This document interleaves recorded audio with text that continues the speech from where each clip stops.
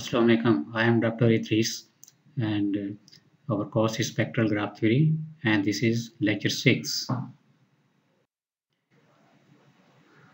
Lecture 6 outlines the properties of eigenvalues and agency matrix. This is a continuation of the previous topic. In the last lecture, we have done few properties.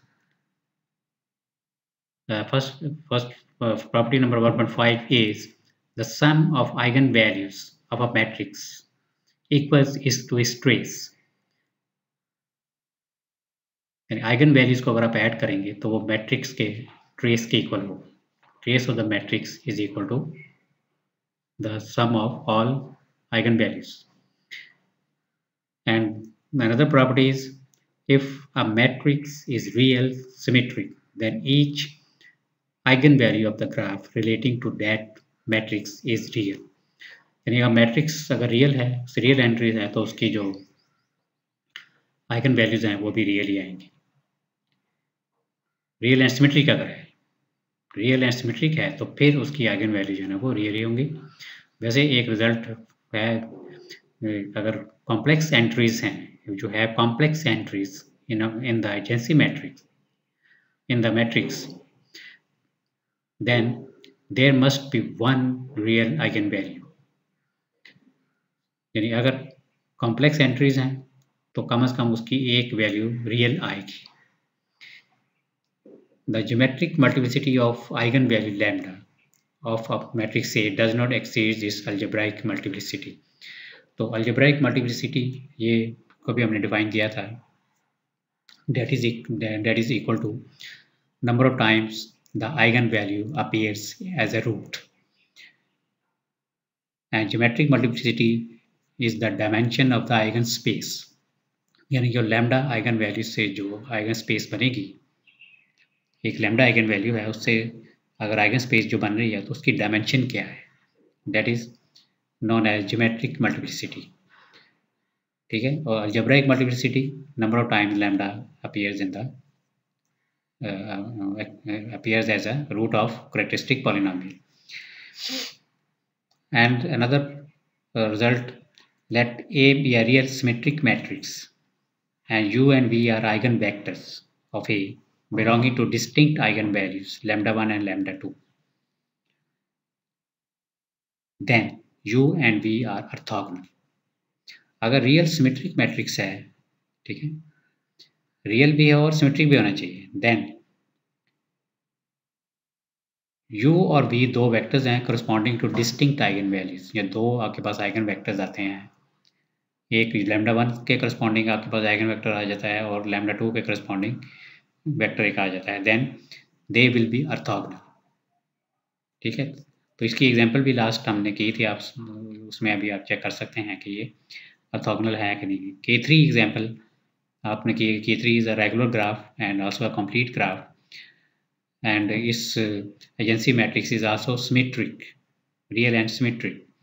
Then in case of K3 you can check this one, you can check this property. And you can also check geometric multiplicity and algebraic multiplicity. Okay.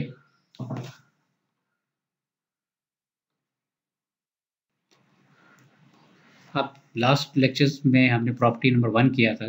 Property number 1 उसको हमने statement उसकी की थी और उसके कुछ examples भी हमने की थी, और लेकिन उसका प्रूफ नहीं किया था. तो आज इसमें हम इसका प्रूफ कर लेते हैं. Property number 1.1, the entries Aij in AK represents the number of walks of length k from Vi to Vj. यानी AK जो मैट्रिक्स होगा और उसमें जो Aij एंट्री है that is the number of walks of length k from Vi to Vj. अगर Aij entry है तो आपका वर्टेक्स जो होगा वो Vi to Vj होगा. ठीक है. यानी वाक जो है ना Vi से Vj तक होगी. अगर Ij इक्वल है तो वाक I से I तक होगी या J से J तक होगी वो. ठीक है. राइट. यानी अगर वर्टेक्स अगर जो एलिमेंट है वो A2 3 है, इट मीन्स आपकी जो वॉक है वो 2 वर्टेक्स से लेकर 3 वर्टेक्स तक होनी चाहिए ऑफ लेंथ के, जितना भी वो टाइम आपने मल्टीप्लाई किया है। ठीक है, तो ये हमने किया था लास्ट टाइम, एग्जाम्पल भी की थी। तो इसका प्रूफ जो है ना वो देखते हैं। We can prove this by induction method. First of all we take k equal to 1। अब k इक्वल टू 1 लेंगे तो वो आ जाएगा a की पावर 1 आ जाएगा। ठीक है, यानी कि वो जेंसी मैट्रिक्स ही आ जाएगा। ठीक है, तो उसका जो भी एलिमेंट है वो तो 1 ही होगा फिर। It means walk of length 1। ठीक है, तो वो आपको ये आ जाएगा from vertex I to j walk of length 1। From the definition the Jensi matrix we know that the entry aij of ai is 1 if vertex I and j are connected। ठीक है, यानी आई जे अगर कनेक्टेड है तो उनके जो वाक है वो तो उसका जो एंट्री है मैट्रिक्स में जो एंट्री है वो 1 आएगी। ठीक है, आई जे एंट्री जो है वो 1 ही होगी अगर वो कनेक्टेड है। इट मीन्स के उनके बिटवीन जो वाक है उसकी लेंथ 1 है, यानी वर्टेक्स 1 2 के साथ अगर कनेक्टेड है। ठीक है, तो so this is a walk of length 1। ठीक है, तो ये k इक्वल 1 के लिए आप देखें ये सेटिस्फाई हो रहा है। और अगर कनेक्टेड नहीं है तो उसके जो एलिमेंट है वो 0 होगा। ठीक है, यानी कि वहाँ पे कोई वाक नहीं है, there is no walk of, यानी कि 0 लेंथ वाली कोई भी वाक नहीं है। This gives the number of wax of length 1 between 2 vertices which will be 1 if the vertices are connected and connected by an edge and 0 if they are not adjacent। ठीक है, ये वही लिखा है, यानी कि अगर 1 आएगा या 0 आंसर आएगा। 1 मीन के वाक ऑफ लेंथ 1, यानी जहाँ जहाँ भी 1 आ रहा है तो उस वर्टेक्स से दूसरे वर्टेक्स तक जो लेंथ है वो 1 ही होगी इसकी, यानी अगर एडजेसेंट होंगे तो वो लेंथ 1 ही आएगी। ठीक है, so this result is satisfied for k equal to 1। तो इंडक्शन मेथड में फिर हम 1 के लिए अगर ट्रू है तो सेकंड केस क्या होता है कि उसको हम सपोज कर लेते हैं that the result is true for a power k, result is true for n equal to k, और फिर k प्लस 1 के लिए हम प्रूव करते हैं। ठीक है, now assume that aij entry of ak gives the number of walks of length k from vertex I to j, यानी कि ak एक मैट्रिक्स है, यानी a square a cube a3 कोई भी मैट्रिक्स है, उसकी जो भी कोई एंट्री है aij that is a walk of length k from I to j। aij entry है, इसका मतलब वर्टेक्स vi से वर्टेक्स j तक जो लेंथ है वो k होगी, जो वॉक है वो उसकी लेंथ क्या होगी, k होगी। ठीक है, और ये ट्रू है, यहाँ तक k के लिए चीज़ ट्रू है। तो अब हमने प्रूव करना है k प्लस 1 के लिए। We prove the result for a power k plus 1। k plus 1 में भी हमने प्रूव करना है कि जो भी वर्टेक्स आएगा, जो भी एंट्री उसकी आएगी, उसकी लेंथ k प्लस 1 बनेगी या नहीं बनेगी। ठीक है, for our assumption all of the aij entries in ak give the number of walks of length k from vertex I to vertex j। अब ak में तो ये है ना कि aij अगर कोई एलिमेंट है, ठीक है, तो वो क्या शो करेगा कि वो aij वाक्स हैं। नंबर ऑफ वाक्स कितनी है aij of length k, length उनकी k होगी और वाक्स कितनी होगी द एंट्री aij जो भी एंट्री है 2 है 3 है 4 है। ठीक है, जो भी एंट्री है aij का मतलब कि एलिमेंट होगा ना, मैट्रिक्स का जो एलिमेंट है वो 1 हो सकता है 2 हो सकता है 3 हो सकता है। ठीक है, तो जितने भी ये आएंगी उनकी लेंथ जो है ना वो k होगी। ठीक है, यानी 1 वाक है या 2 वाक है या 3 वाक्स हैं। ठीक है, तो ये तो वाक की लेंथ जो है ना वो 3 है 4 है 5 है, जो भी है वो aij शो करेगा। ठीक है, and number of lengths are aij, number of walks are aij of length k। Now row I in ak is a row vector that represents the number of walks of length k from i to every other vertex. और row आई जो ना ये क्या show कर रही है, रो आई हमें ये बता रही है कि ith वर्टेक्स से लेकर दूसरे वर्टेक्स तक जो लेंथ ऑफ वाक्स है वो के यानी कि उनकी लेंथ है। यानी अगर आप कोई भी रो देखें आप मैट्रिक्स की, फॉर एग्जांपल ith रो देखते हैं, इट मीन्स के वो वर्टेक्स आई की लेंथ होगी, वर्टेक्स आई की वो लेंथ होगी दूसरे वर्टेक्स के साथ, बाकी वर्टेक्सेस के साथ, ठीक है, और हर एक की लेंथ के होगी। यानी कोई भी एंट्री अगर आप लेंगे, जैसे कि आप रो 2 1 जो ना रो ले लेते हैं, यानी सेकंड रो ले लेते हैं, तो सेकंड रो जो है उसमें 2 1 आएगा, 2 2 आएगा, 2 3 आएगा, 2 4 आएगा, ठीक है। तो 2 1 A21 जो है ना ये नंबर वाक्स बताएगा from the vertex 2 to vertex 1, और अगर 2 2 है तो वो जो उसकी वाक्स बता देगा लेंथ ऑफ, अगर 0 है तो वो तो फिर वो 0 ही वाक्स ही होंगे ना उसकी।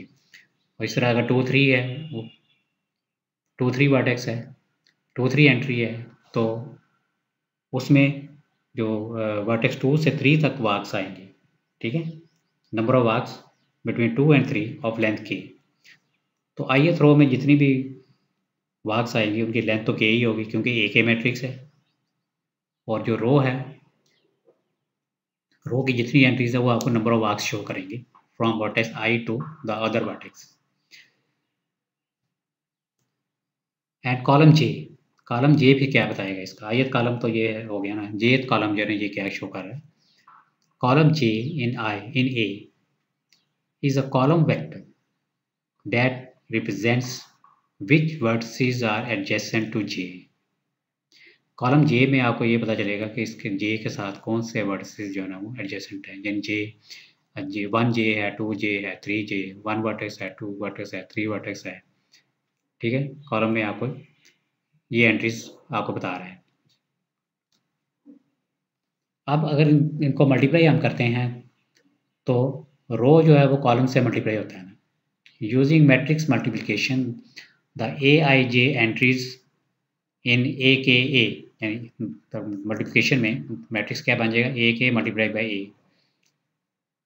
Aij entries in A K A are generated by multiplying the row vector I in AK by the column vector J in A, ठीक है। यानी जो कॉलम J का कॉलम वेक्टर की हम पहले बात की ना, कि J में जो कॉलम वेक्टर है वो आपको बता रहा है कि J किसके साथ एडजेसेंट है, ठीक है।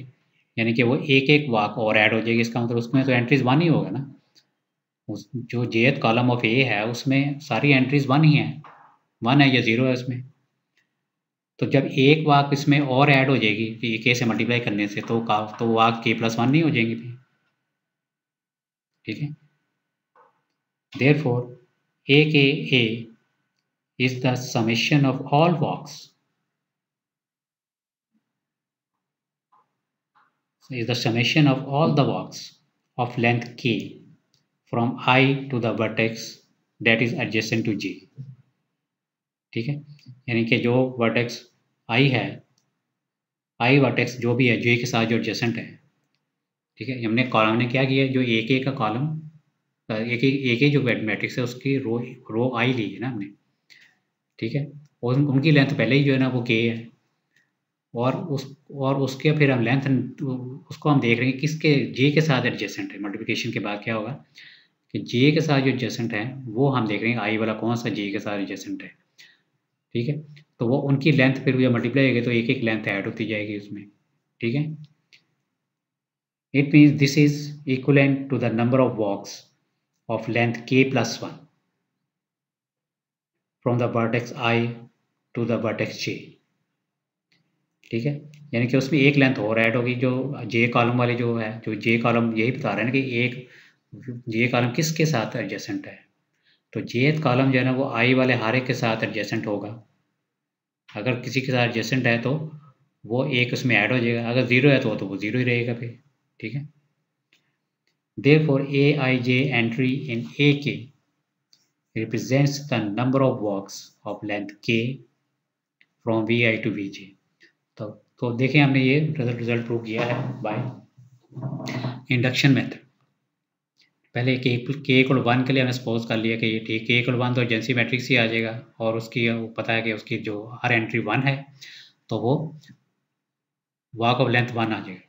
ठीक है, A2 अगर मैट्रिक्स निकालते हैं तो वो वॉक ऑफ लेंथ 2 उसमें आएंगे सारी एंट्री जो है। A3 मैट्रिक्स निकालते हैं तो वो क्या शो करेगा, वॉक्स ऑफ लेंथ 3। और AK जो है ना वो क्या शो करेगा, हर each entry shows the length of the walk is K from the vertex I to J। ठीक है, तो इसको जब AK वर्टेक्स में हर जो एंट्री है उसकी लेंथ जो है ना वो K है। ठीक है, उसमें जो वॉक्स बनेगी वो लेंथ K है। तो इसके साथ जब एक और हम मल्टीप्लाई कर देंगे तो एक एक जो है ना वो वॉक और ऐड हो जाएगी इसमें, क्योंकि जो A मैट्रिक्स है उसमें वॉक्स ऑफ लेंथ 1 है और AK में लेंथ जो है ना K है। ठीक है, तो इसमें एक एक लेंथ और ऐड हो जाएगी। तो ये फिर क्या बन जाएगा, AK plus 1 is a matrix which contains the number of walks of length K plus 1। तो इस तरह से हमने K plus 1 के लिए इसको प्रूव किया है। ठीक है, hence our result is true for any n equal to K। Okay,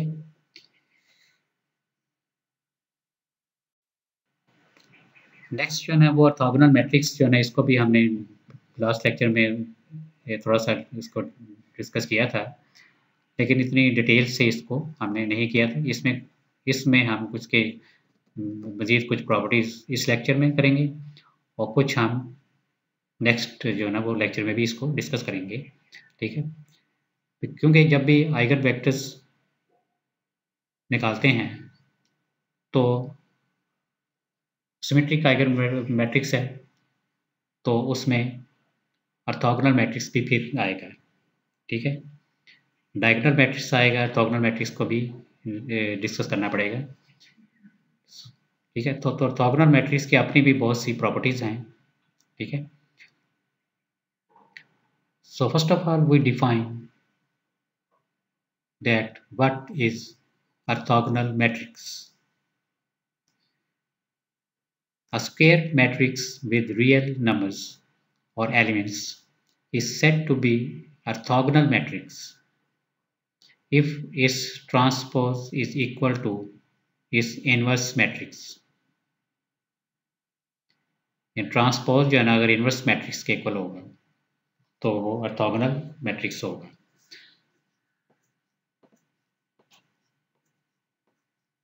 लेकिन स्केयर मैट्रिक्स होना चाहिए, किसी और में नहीं ये प्रॉपर्टी सेटिस्फाई होगी, स्केयर मैट्रिक्स होना चाहिए।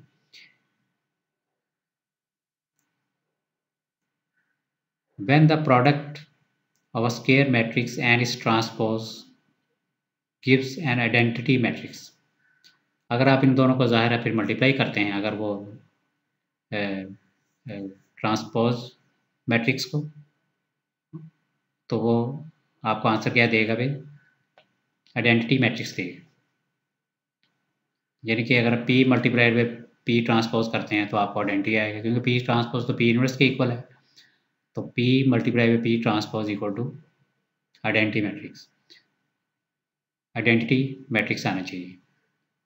ठीक है, तो वैसे लास्ट टाइम हमने K3 में ये आप चेक कर सकते हैं एग्जाम्पल में कि उसके जो आइगन वेक्टर्स आते हैं, ठीक है, उसके दो ही आइगन वेक्टर्स आते हैं, तीन आइगन, उसके तीन आइगन वेक्टर्स आते हैं, दो तो सेम ही आते हैं ना। तो वो जो मैट्रिक्स बनेगा वो देखें वो ऑर्थोगोनल मैट्रिक्स होगा।